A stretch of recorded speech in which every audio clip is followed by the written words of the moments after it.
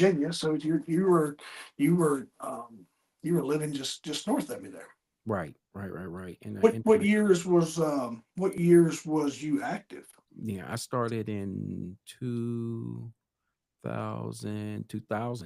Yeah. Right, 2000. Yeah, yeah, Um, what was your what led you to that. like some folks have a story of like, oh yeah, no, my family was in law enforcement, or no, I came out of the military. Thought, is there something similar for you, or Yeah, it was pretty similar. My family has a long military background. yeah, My uncle was a police officer. My older brothers was a police officer. Became a sheriff actually of Polk really? County down in Georgia, and so he's retired at this moment now. So it was just one of those things, and seeing my brother going into the force, and it was something that I just felt like I needed to do.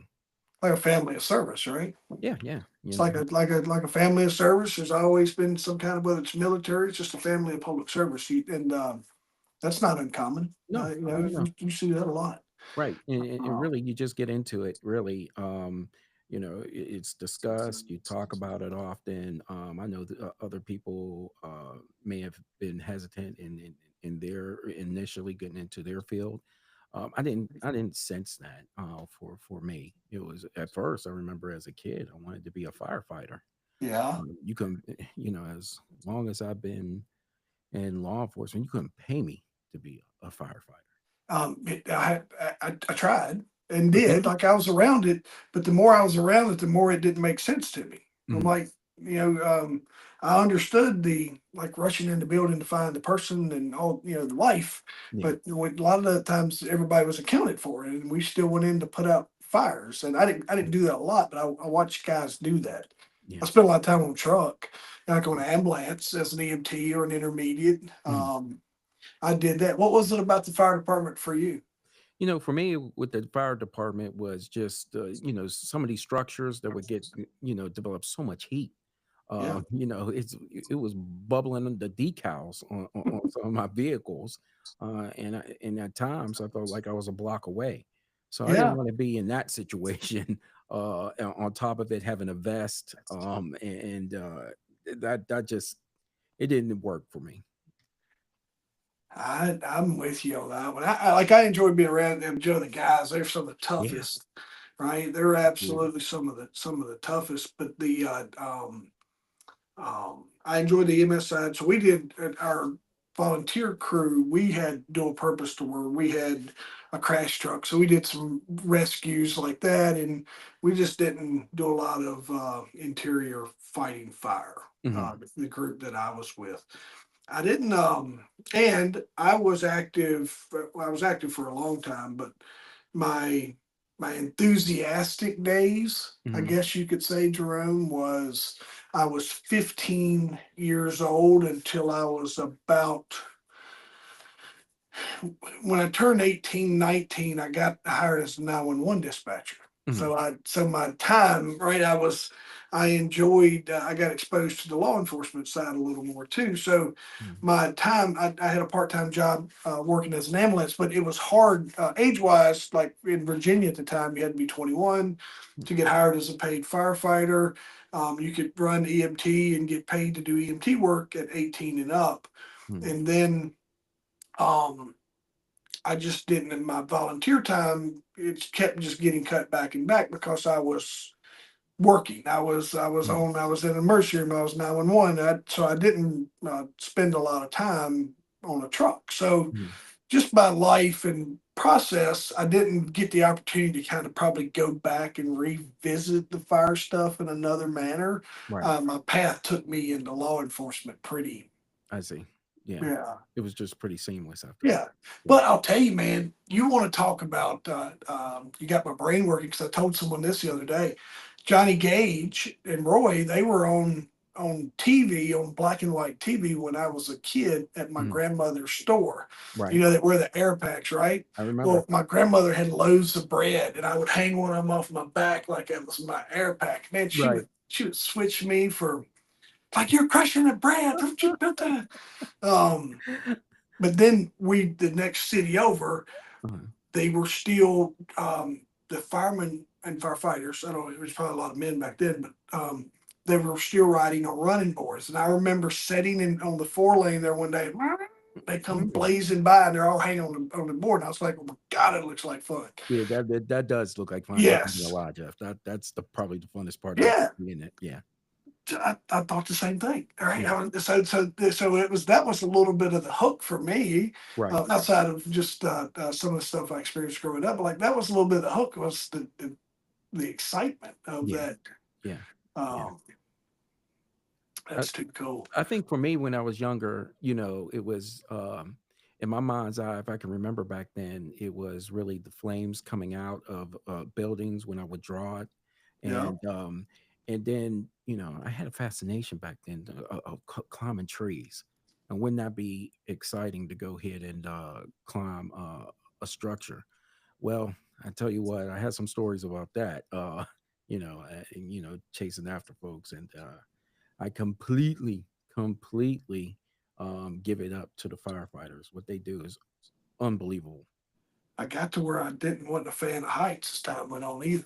I Oh, just, the ladders and some of the other stuff got to where I get, and I think that just came with age. And I'm not when you're not talking about that old, just my I just didn't, under pressure yeah. and going like these boom, boom, boom, and you end up in the thing and you're like, crap, now I got to figure this out. No pressure, me having to rationalize, like, okay, let's climb up top of this. I'm like, okay, Jeff, stop talking yourself out of it.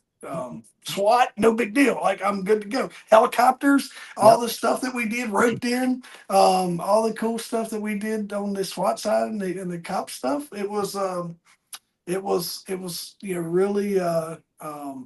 it was so like it was just different. I don't know. I Yeah. just Yeah. I felt the same way too. I remember a time where I was chasing after a drug dealer, and he went up onto a structure and got up onto the roof. So naturally, I'm calling in the fire department to come help me and assist me. They put the crane all the way up there, and so ladders up there, and I'm looking at them, they're looking at me, and I was like, "Oh, y'all going up there?" They was like, "No, that's not for us, that's for it's you." just for you. So I'm like, all the way up there. All right, so Mm, here I am going up the ladder, to get up onto the roof. And of course, those buildings are, some of those row homes were really sketchy and yeah, dilapidated, and there's been an officer or two that went all the way down to the basement, and did some serious damage to themselves.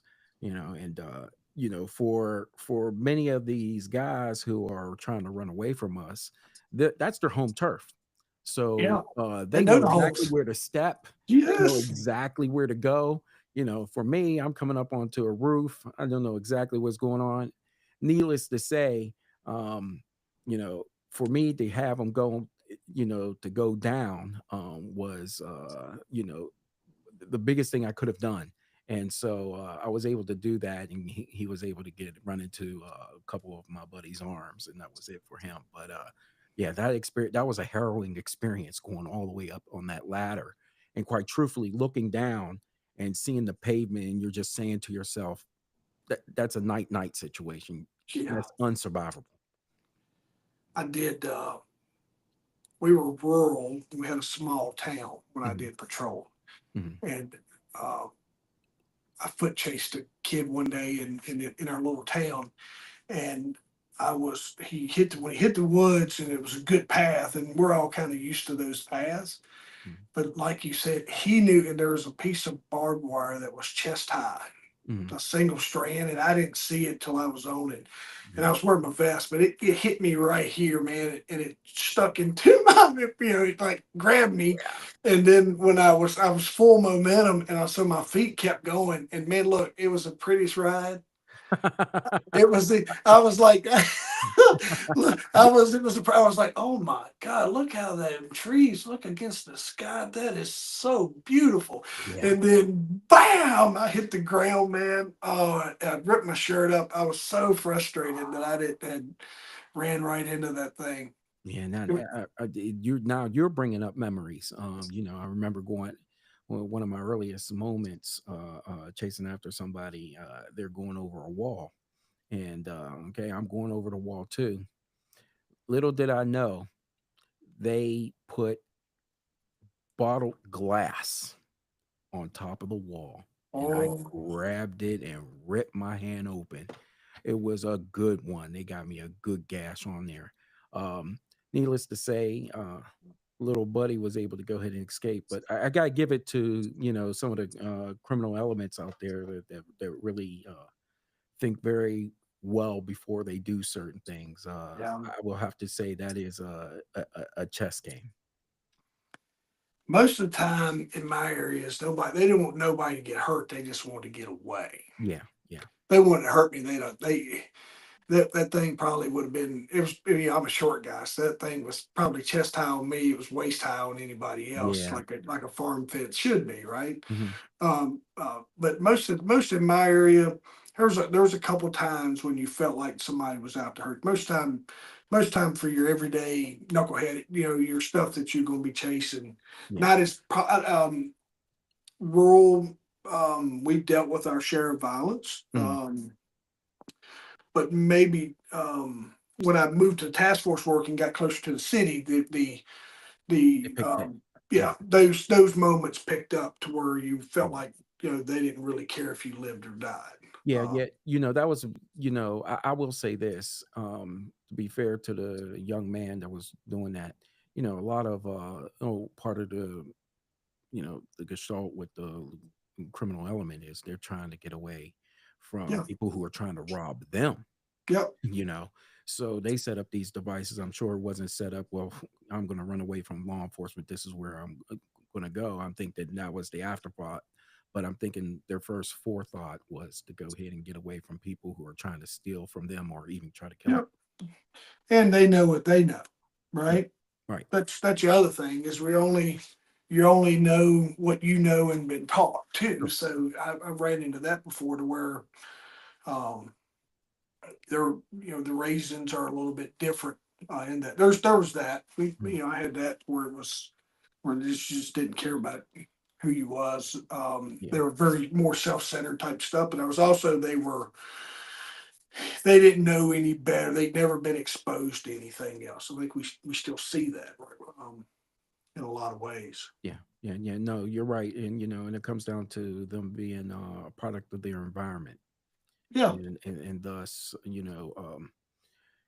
for some of those elements that are out there, this is all they know. yeah, And and they're really, you could really take, if you're coming in new, um take a step back. I'm like, oh my goodness, I cannot believe that people believe, think this way, behave this way, and in some ways live this way. yeah, And you come to ingratiate yourself in those communities, and you start to soon see that, you know 97, 98% of those people in those, those forgotten socioeconomic backgrounds, yeah, in those communities, great folks, absolutely great folks. It's the 2% that was messing up for everybody else, yeah. and that's where your heart broke for those matters. Yeah, I told you I was going to do this. 13 minutes in, man, I'm with Jerome Hill, former criminal investigator, having a conversation. Just a couple old cops here shooting a breeze. Mhm. Forgot to tell everybody who I was talking to because we got to going down the rabbit hole, man. But Right, um, that don't mean turn it off because right. we got some cool things we're going to talk about. Mhm. I'm excited to learn more about you, my man, and hear more about that career and the things that you just mentioned. I think we're on a great path Mhm. of um, of getting to see what you saw. Uh, Something, Jerome, I don't know what it was like in your friends group or just the people you're around, but sometimes the folks in my community, they were oblivious. They didn't realize crime happened to the detail that it did inside of their area. They would be like, "Oh, I read the news for some big city." I'm like, "That happens here," but Mhm. they tuned that out. They didn't realize that that we had those just the different issues that you would read on the news, and Mhm. they weren't to the scale in some of your larger cities. Mhm. and not as repetitive at times, but it happened. Um, was that similar with you, or Yeah, I would say that it definitely was an education when you first come into law enforcement circles. Yeah, what I tell people today is that to know the gravity of what's going on out here in these streets, and particularly in large population centers, where you see a plethora of crime, as opposed to maybe your rural areas. You're looking at what you're really looking at is individuals who, you know, how I tell them is this: buy yourself a scanner, listen to the scanner for about a yeah, day. I want you to compare notes to what you heard on the scanner. Take a look at your 6 o'clock news, take a look at your 11 o'clock news, see if it's anywhere comparable. And you will not get that. But you will see the most sensationalized news, something that will go ahead and pop to the audiences, um, that bring in that shock and awe factor. Um, but that's short lived because you're going to get the first 12 minutes of a telecast with those news, and not only you're competing with the local news, but you're also competing with national news. Then you got the weather, then you got yes, sports, and then you got community happenings, depending on where you live. So just to get an idea of what that would look like, where you and depending on where you are, because crime is so much different in cities like New York City, Chicago, Baltimore, Pittsburgh. You're looking at Philadelphia, down in Richmond. You're looking at yeah, DC, St. Louis, Houston, LA. I mean, we can go on and on and on. New Orleans, what they got to combat with. So those are some of the, it's really astonishing once you get into that particular career, what really goes on a daily basis and what you have to combat with mentally and also physically. yes, big deal. It is. It is because you're preparing yourself to go ahead and help others. And let's take a look at all the shows that you see on TV now. You see a lot of reality shows, but as we were growing up, doctor shows, lawyer shows, police shows. Those were the dominant themes in TV shows, away from the novelas and all the other, your Dallas and your All My Children and everything like that. But those three would dominate um, those the prime time. So you got a filtered idea about what that would look like going into law enforcement. And so, of course, as you know, you're going into the police academy. It's a very pristine, easygoing, academy. I mean, you're challenged a couple of times, but you have no idea until you become a practitioner and you Yeah, leave onto the streets, and then you start seeing, hey, guess what? Now you are you're solving local issues, or you're trying to solve local issues, or at least mitigate them as much as you possibly can. they cat. How long was your academy, Jerome? The academies were 6 months in nature. Yeah, Yeah. Yeah. 15 weeks was mine. Um, the one thing the academy did well at, they were our scenarios. Our academy was top notch. Scenarios were good. It's just a scenario was by another police officer, and Sure. it didn't. I don't. Sometimes it didn't quite capture the element of the moment. You're Hmm. standing in whatever that um, underserved department, or in our case, sometimes trailer parks, and Hmm. what would be underserved areas of our county, very sometimes rural. Access to running water was there, but they probably had not been long and implement had plumbing, right? Hmm. So it just didn't. It took away from um, the repetitive every day. This is you get to do your scenario and you pass your scenario and you went on, but the repetitiveness of that was every day. And Right. that was going to be part of your day and every day, and just trying to help people. Hmm. Um, I think one of my buddies had said that years ago, and how sometimes cops say get that into the system and this and the department, and I can't get promoted. All the things that we sit around and gripe about sometimes, and he summed it up one time. He goes, he says when police officers are the fastest to forget about why they got into it. They Hmm. get caught up in everything else. And he goes, Jeff, why'd you get into it? I just, probably to help people. And he's like, exactly. None of us got into this because we didn't. We all want to help people. Right. So I always remember that. I just remember that advice he had given me back then. 6 months is a long time in the academy. Joe, have a pretty strict structured PT program that taught We you did. some good things. We did. A lot of it was uh, a lot of it was physical training. Heavy on law, and What year, Jerome? sending.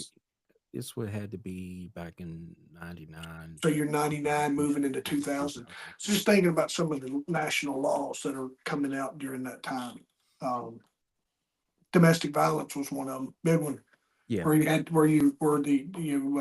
Congress, the federal laws came down for enacting. So that's part of your just knowing that was existing. yeah. And then a lot of it was to triage. A Yeah. lot of it was triage. But Is that because of call volume? I think the call volume was and to get you mentally prepared for going out into the community. Um, but as much as they try to get you prepared, now this is all before 9/11. Yeah. Yeah. So so when you're getting involved to all those type of things, this is what you have to deal with. And You're post then Columbine. y- You're probably yeah, post Columbine, pre 9/11. yeah, Uh, yeah, yeah. yeah, yeah. A lot of things changed. I would say post Columbine, we it wasn't until I would say, in fact, Jeff, it wasn't until several years after that, during our yearly updates, that we were instructed to go ahead and go into, structures and Yeah. to go after individuals. But that wasn't the case before. Yeah. Everything was just wait until you got enough backup. Yeah. Wait till you had your help. Yeah. So philosophies changed as the years went on. And The incidents led us to that as well. We had right, to take a hard look at how we were doing things when that because they went radio silent. They did a bunch of things that we no longer do, correct, or they don't no longer do. right, But a lot of just tactics in general changed because we had to really say, all right, we can't let this happen again. We got to be right. we train like crazy. Right, right. And then, but we saw the uptick coming, and and it seemed to me as though it was parallel to people getting more access to the internet, and then all of a sudden the explosion with social media. Everybody wanted to be a star, and in the most nefarious ways. So that's where I seen an uptick in that type of particular violence. But even as much as by that time the towers, it in fact, yeah, we had a bombing at the towers, at the twin towers, but they didn't fall Yeah, b- at that time. but that's 93. Right, 93, and Yeah, so that's not right. You had 92, 91, 92. You had Oklahoma City, right, 93 World Trade Center one.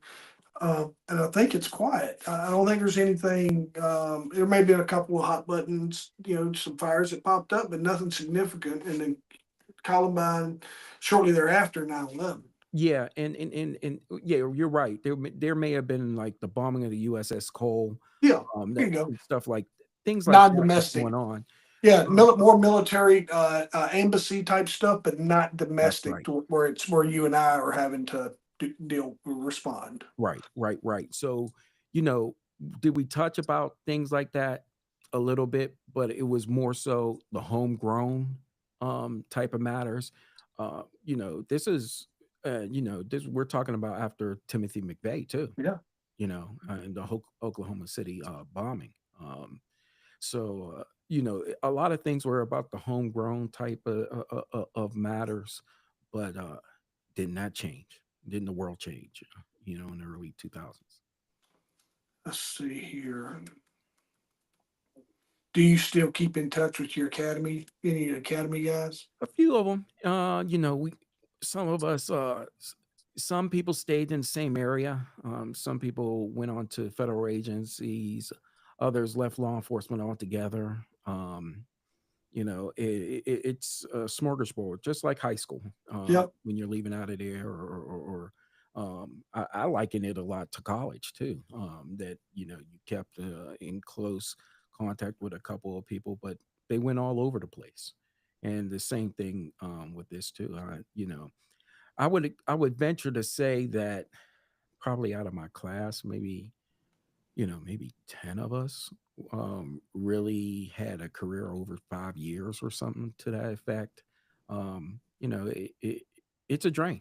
It's a drain, and it could take a lot out of you. Um, so just real quick,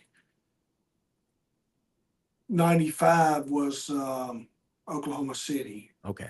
Yeah, Not, the other significant thing that we could probably say was happening in 96 was the Olympic bombing in that's Atlanta. right.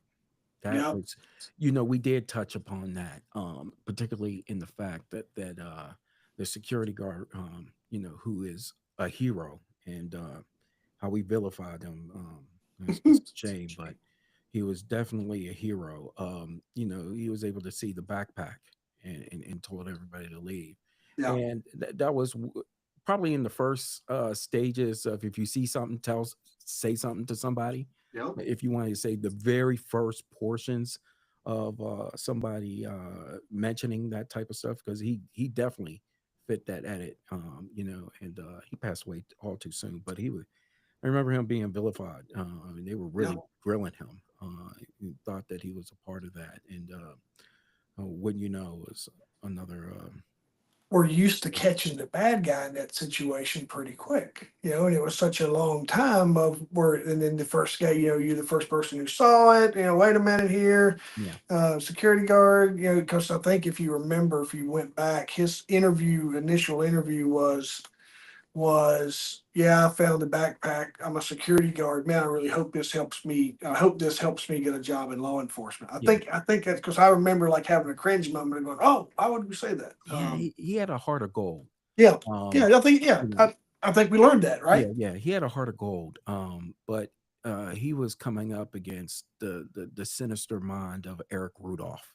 Eric Yeah, Rudolph was just a survivalist of epic proportions, and I just think that it just caught everybody off guard, and we were just looking for someone. And then when we were able to finally identify Rudolph, um, he was already in the Blue Mountains. He was already hidden in North Carolina, and so on and so forth. So where he was discovered by a rookie officer.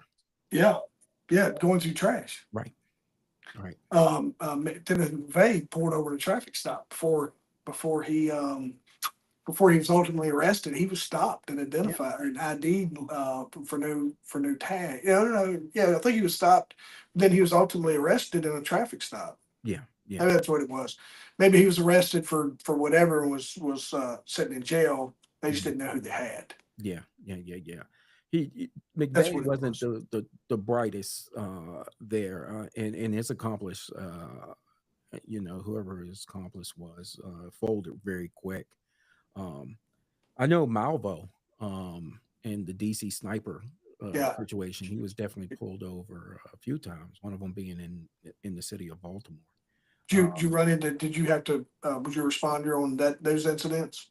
Not so much on that. Yeah, The bulk of my career was basically drugs. You know, yeah. yeah, that was the bulk of my career, and then Did you do undercover work or was you I doing did. street crimes? I Yeah, did buy there it is. bus, reverse buys, those type of matters. We were there together. Yeah. So it was it, that was pretty fun. You know what I mean? Are Building. they writing? Are they writing you into the wire at this point in time? Do you feel like you scored a character? It was during that time, and I really didn't catch it until well after my career.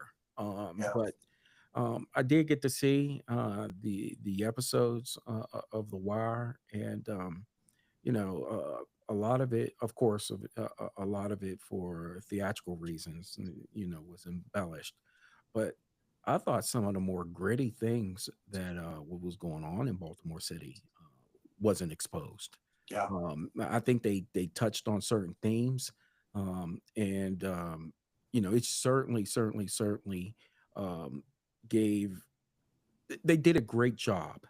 I would have to say The Wire did a great job of exposing a lot of stuff, but there were things that, wow, that was really going on in the department, in the city hall, the schools, in the community at large that were ghastly. I mean, we're talking about a city that is roughly about 695,000 people, maybe even less than that now. Um, and we're locking up close to 1 million people a year. yeah, Think about that. you know, um, Nearly 100,000 vacants in a city. You got about close to 100,000 uh, drug addicts, running from the county back into the city, back and forth, and so on and so forth.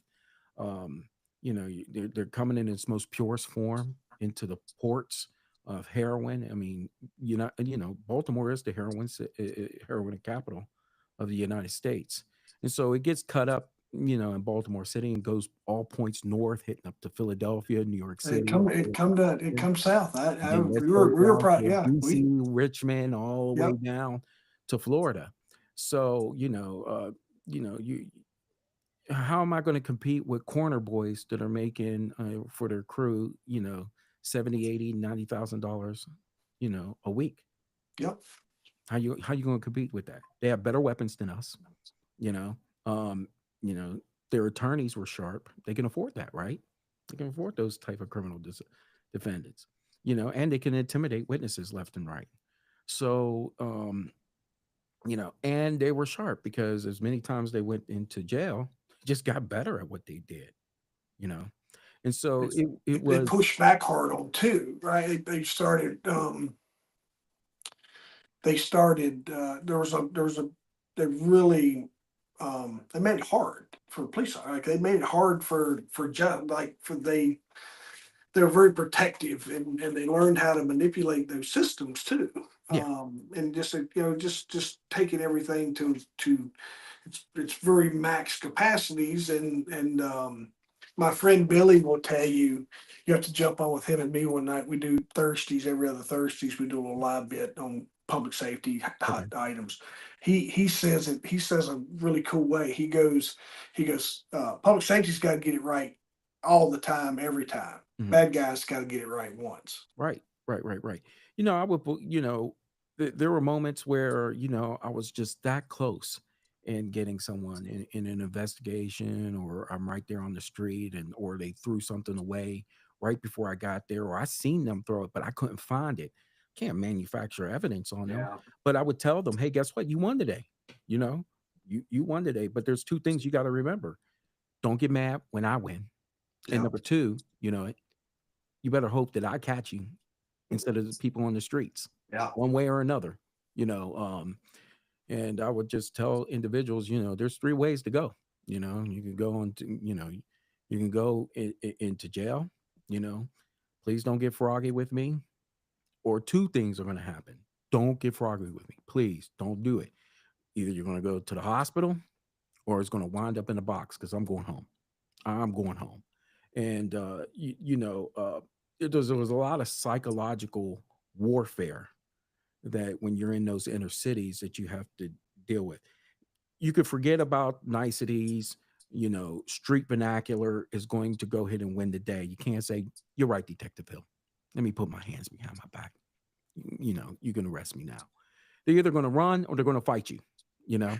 And the choice of fighting doesn't have to always be knuckle up. It'll be whatever it is, Yeah. the gunplay all the way down to physicality. So you had to be prepared for that. And this was a constant edit every day. What you had to go through when you're out there, especially if you were a hard charger. If there were some officers that could go ahead and pretty much skate under the radar, just take service calls, and if it seemed like it was one of those service calls that seemed to be, that was going to get hot and heavy, and they'll slow walk that and Yeah. drive there and wait till somebody else gets on there first, and then that's the lead responding officer. So, you know, I've seen that too. You know, and that's saying it's a shame because you deal with all elements. Not only you dealing with the fact of what the street is going to go ahead and give to you and the surprises you'll get there, but it can be even your own department and people in your department that you have to deal with. And you have to have a mentality to understand that, hey, guess what, you know all you have to be flexible. The more you can adapt to your surroundings, the easier it is to go ahead and survive the day. And you do enough of that and you start getting really good at it, you start seeing things happening before they actually happen. And either you can move away from that and swerve, or you could take a direct hit, depending on how you want to go ahead and deal with things. Some things you put your flag onto the ground and saying, "This is where I stand." Other things you just have to go in a different direction. Got to be willing to pick your flag up, move it when you need to. Certain Right. times, pick your fight. My wife tells me fight your battles. She taught Hmm. me how to fight my battles. Yeah. Uh, I do you starting like you at the time you did. I'm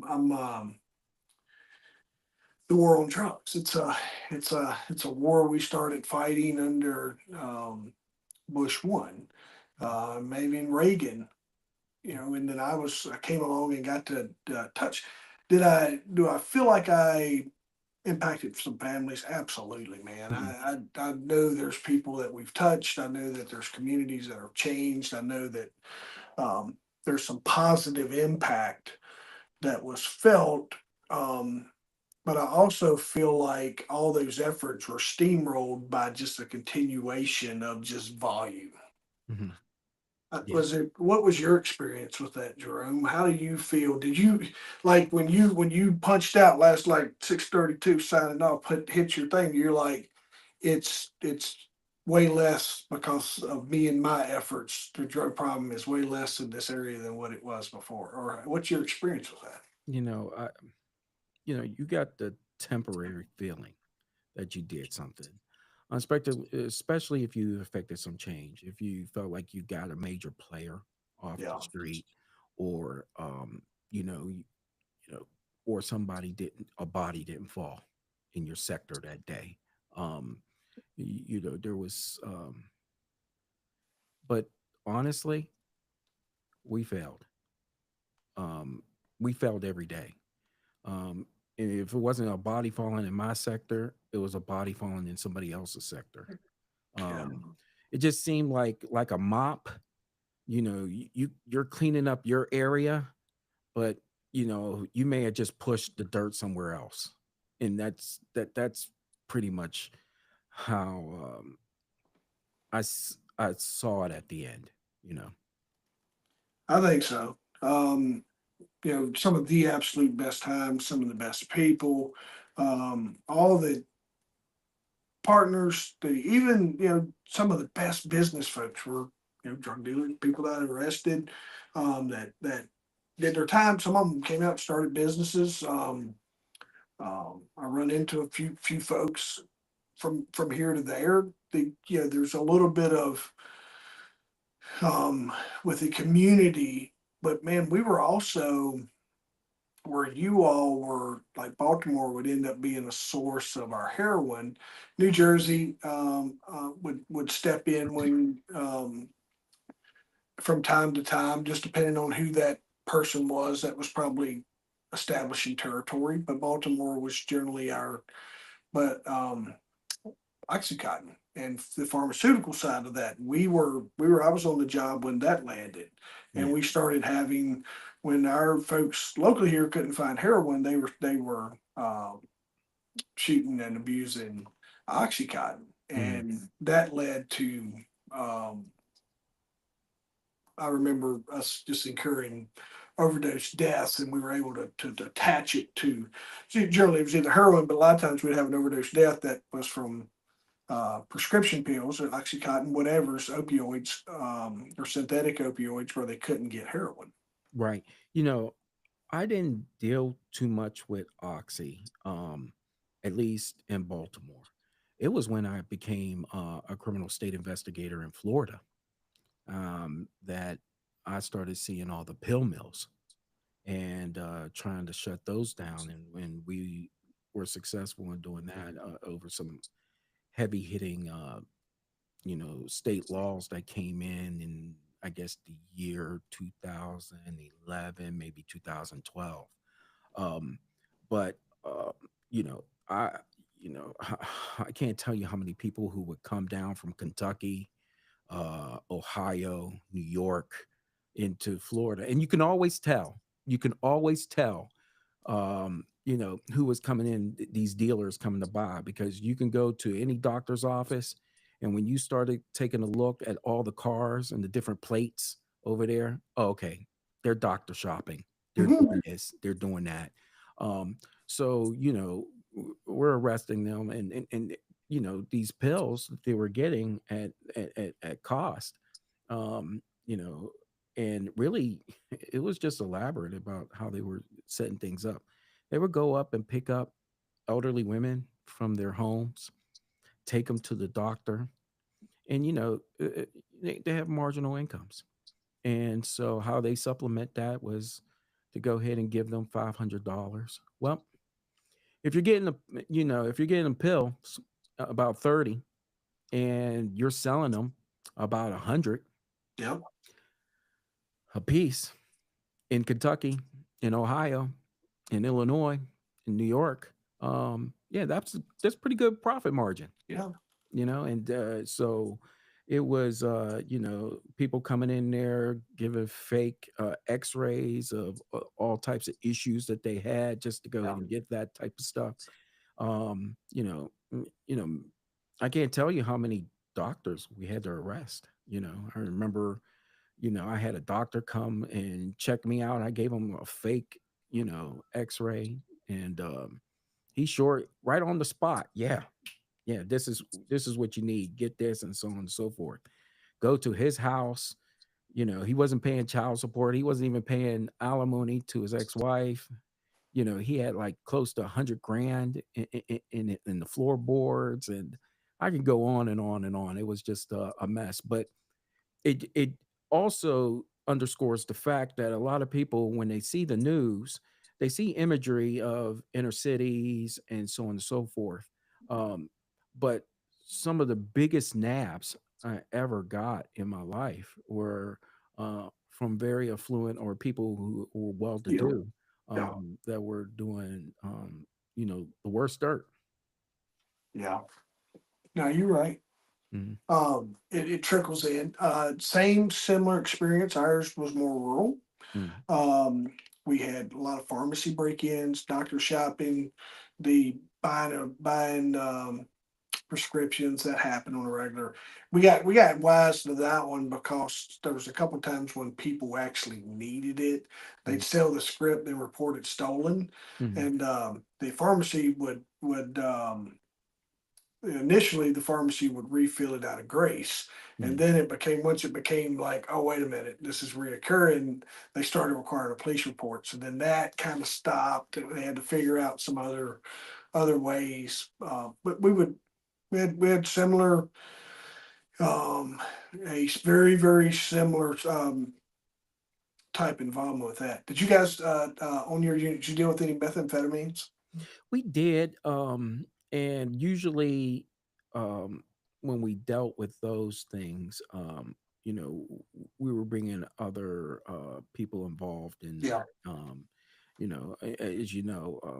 know, you could see the evolution of some of these junkies. I remember just one woman. God, you know, in the high rises in Pittsburgh, these guys, they're elderly, they want a little bit of companionship. And so around the first, these women would come up to these high rises. I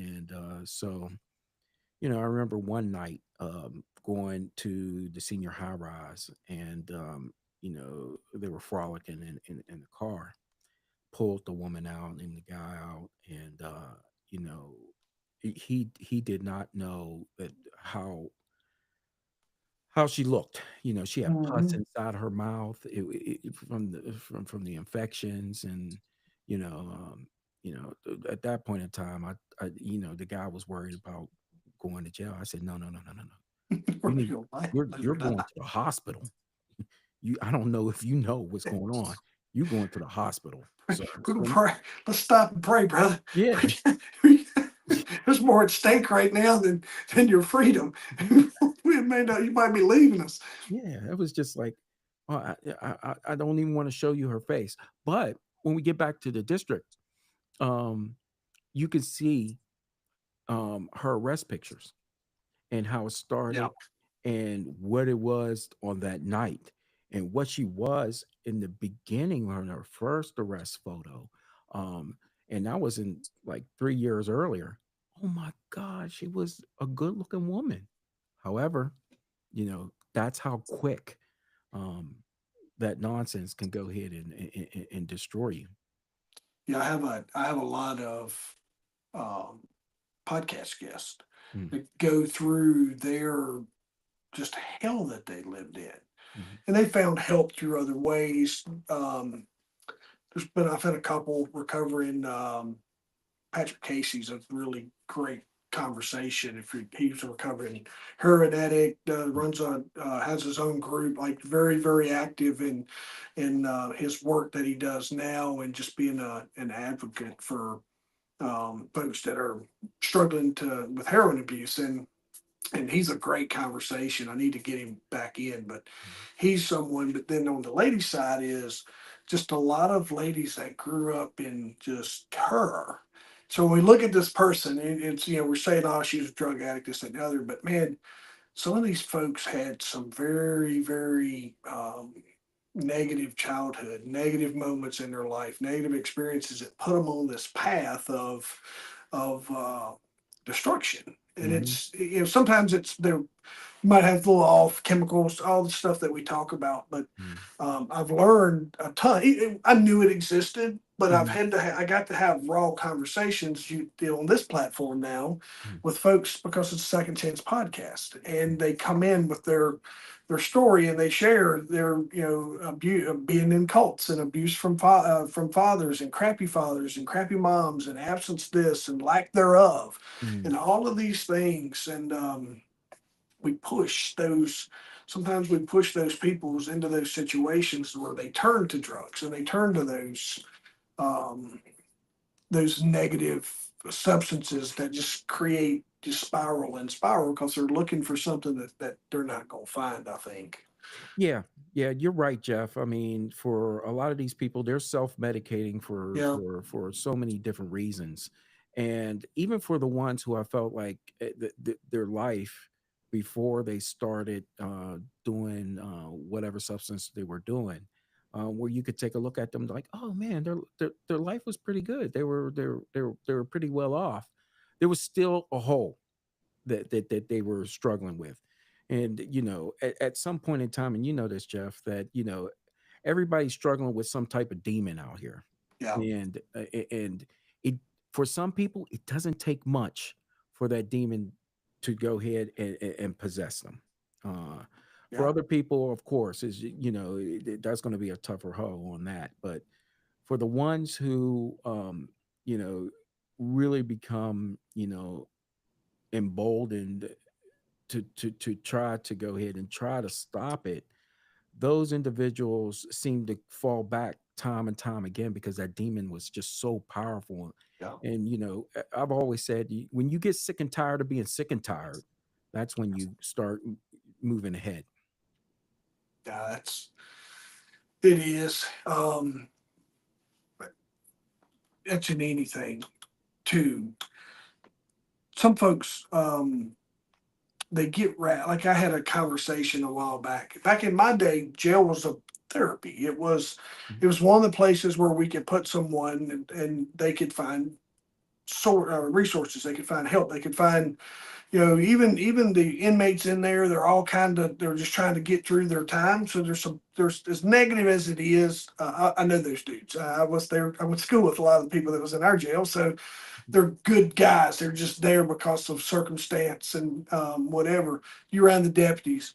And then next thing you know, you get drug and alcohol, you get probation, you get all these little things that sometimes until you're sick and tired and you finally hit jail and you're sitting there, um, and all these things get coming, you're like, all right, this is my moment. This is where I can dry out. I can find clarity in my thoughts and my processes.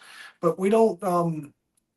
And I understand we're trying something new, but like it seems like we do less of that, and we Mhm. try to leave it up to social programs and things along these lines. That is harder because the pressure doesn't exist. We're just trying to lead to water, and Right. it's hard to lead that person who has this addiction. I think sometimes to that water. So I don't know that we don't.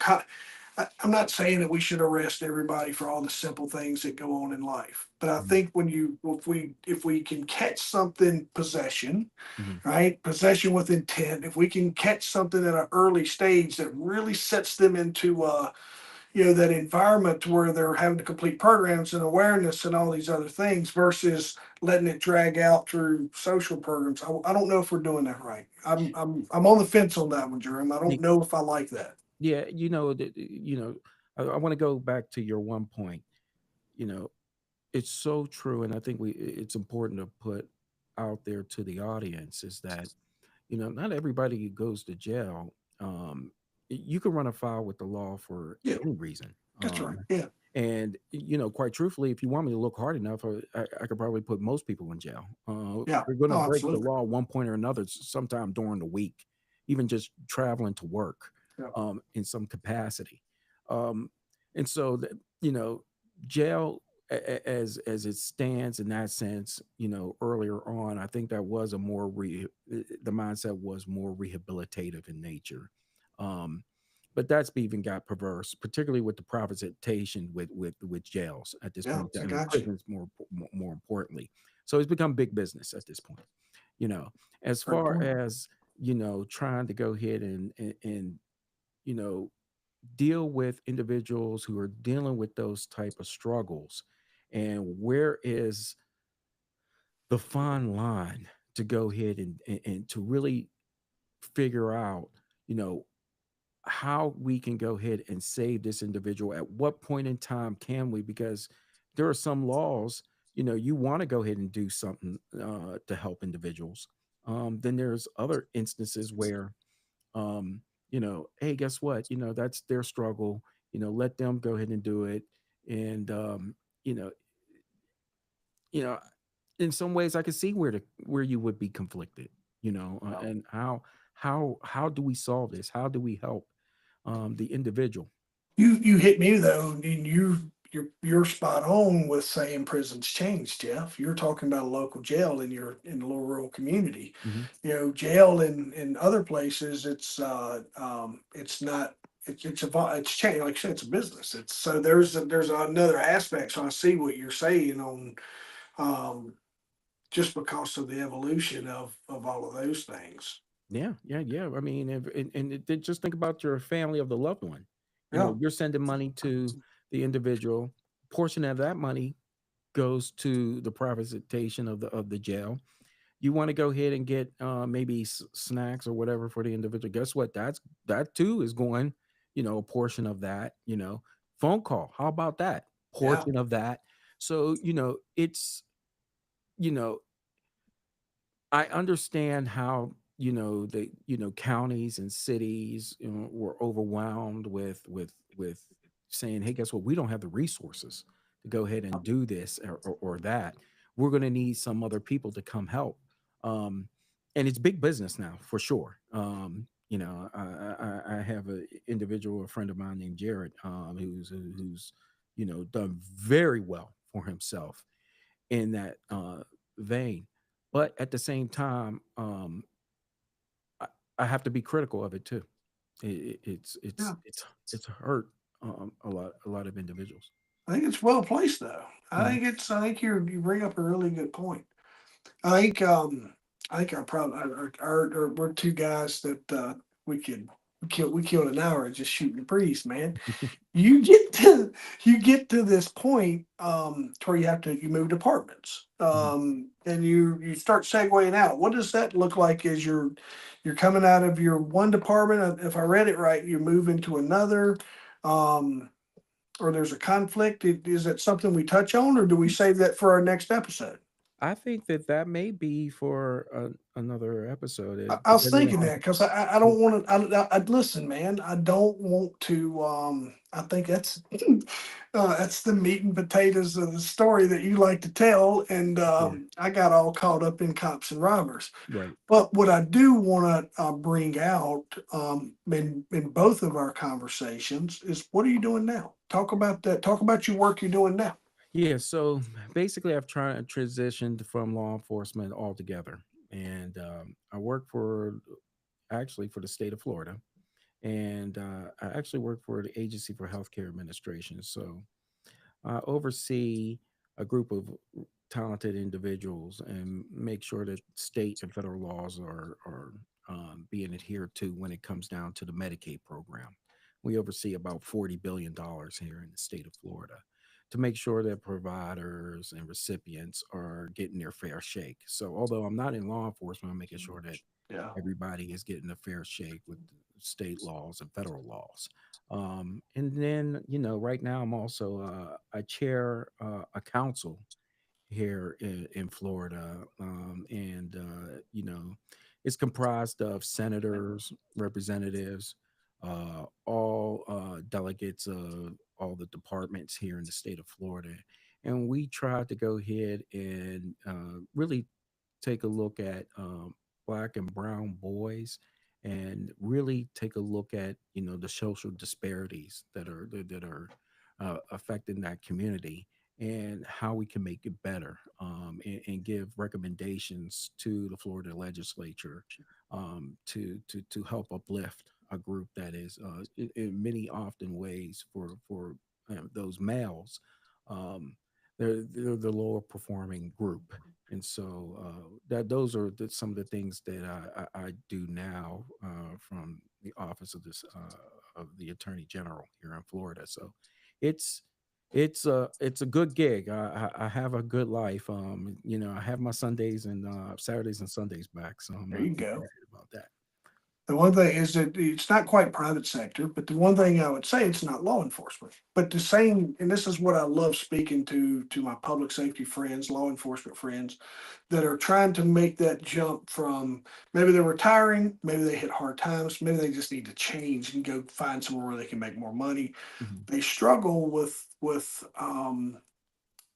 going from law enforcement skill to business skill. And what I want them to hear right now is we talked to a former drug cop who probably had some buy money that he ran the budget on at some point in time. Mhm. He may have had signed out some money. He was trusted with city money to go and maybe conduct transactions in an undercover capacity. And you had a receipt book, you had to justify all these things, and you managed.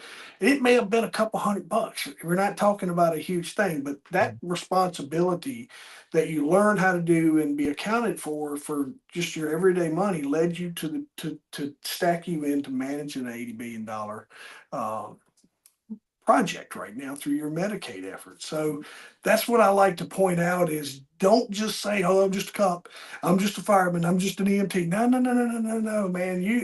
If you can do that job, you can go on and live and work and administer over. And if you take the state of Florida out of that and you insert Fortune 500 company, same Same type mojo. Jeff, it is. I mean, there's a lot of people in law enforcement that do not understand that they have transferable skills, Yeah. and those transferable skills are unique compared to other professions, particularly in leadership. Yep. You're dealing with so many scenarios that individuals wish they could, and there are companies out there that covet that type of information and those type of skills. Um, for anybody who feels as though that I can understand, the brotherhood, I can understand the adrenaline, I can understand, you're part of an exclusive club, but you can make an exclusive club elsewhere too. Yeah. What you've done before, you can recreate it. The other thing I was going to ask you, along with your other project, is there any common theme that you're seeing? Is there any common things out of your project you're working um, that you're giving feedback on to help lift this group? Is there any? Is there a top common themes that you wanted to share with us that you've noticed or that is in your report, or is that something that you're not ready to speak on? No, no, no, no. I just think that a lot of people, when they don't have belief in themselves, Yeah. and there are really, um, you get a lot of outside noise about who people think that you are, and you dictate the terms of your life. Nobody else does. There's a lot of people who will go ahead and they'll listen to that and they'll start festering in their mind, what they should be or how they can be. And you're so much more than that. And the common theme is that I've seen this with all groups, but particularly this group, is that the self belief isn't as high as other groups. Yeah. And they feel as though that the accomplishments, or they won't even have the satisfaction of giving the opportunity for those type of those accomplishments. But yeah, you can make those things happen. Yeah, I know maybe it's tough. Your living situations sometimes where you live and so on and so forth. But I see so many success stories, and it's all about having a belief in yourself and to really push down and pull away from all the negativity that surrounds you, because those are the gems. Those are the gems in our lives. You're only going to become a gem if you're dealing with hard stuff in your life. Yeah. And that's how you persevere. That's how you get a warrior's mentality. I think it comes a little easier too when I mean, you hit something home there, man. Um, I mean, everybody should have someone to believe in them. Hmm. And the thing that I teach sometimes, I'm like, hey man, nobody's clapping for you. You got to clap for yourself. Hmm. These are kids, and they don't realize that yet. They don't understand that. So it's hard to. That would be a. That's going. When I'm preaching that, that's just going to fall on deaf ears because no one's ever showed them. Uh, what that would look like. Yeah, Jeff. Man, I think we shoot for 1 to 2 weeks. Monday, you let me know. Okay. I'm in. I think I'm in Reno, and that next Monday. I think I'm Okay. good. Monday after, I think I'm in Reno, so it might Okay. be. We may have to table that Bookmark. one. But what I'd love to do is let's try to come back. We're on top of an hour here. Let's come back for part two, and let's Mhm. get into more of that change that you had to make that kind of propelled you into where you are now. Jeff, it would be a great idea. I think that'd be Yeah, man. Um, Conversations are easy, my man. When you it's we if this clock wasn't ticking to where I could keep up with where we are, Mhm. me and you could probably click off about 3 hours here, just Easy, smooth shooting the breeze, easy. easy. So Right. I've posted up your links on how folks can get in touch with you. Mhm. Hill of Justice is your socials, and Mhm. then your website's hillofjustice.com. So really simple, folks. Make sure you give this guy a follow.